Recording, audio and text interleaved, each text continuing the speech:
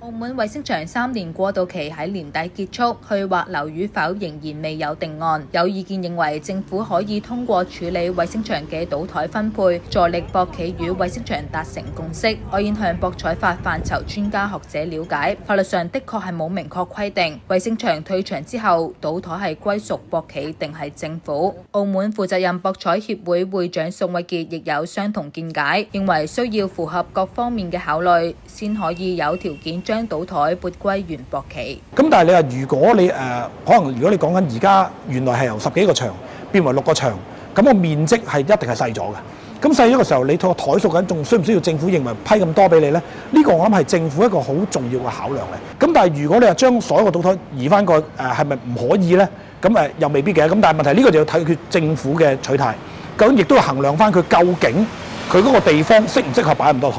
因為你本身原來個面積係咁大㗎啦，咁可能你原來個面積擺咗100張台，但係唔能夠話突然間我要去到100、200、3嘅，咁嘅時候，咁其實你都要經過好多個考量，可能一啲消防嘅考量啊，一啲安全性嘅考量啊，甚至乎一啲管理上嘅考量啊，甚至乎喺政府喺監督上面嘅監察上面嘅考量啦，咁呢個都要。咁所以你呢個唔係話隨便可以。咁另一個方面咧就係你如果你話可能我原來有2層嘅地方，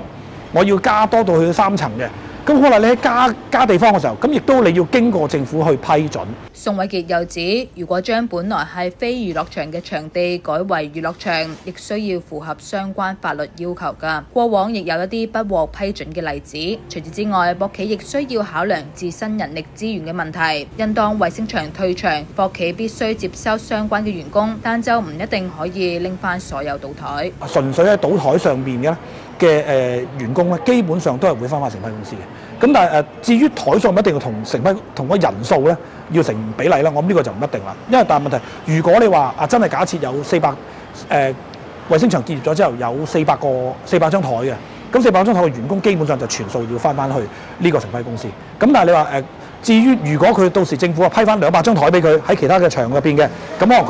能佢就要自己去諗一諗嗰個究竟個員工嘅分配。有學者亦向柯煙表示，如果衛星場需要退場，處理賭台最好嘅方法係分配俾經營效率最佳嘅公司，將賭收利益最大化。但係目前仲未知道政府最大考量係啲乜嘢，因此最終仍要視乎政府嘅決定。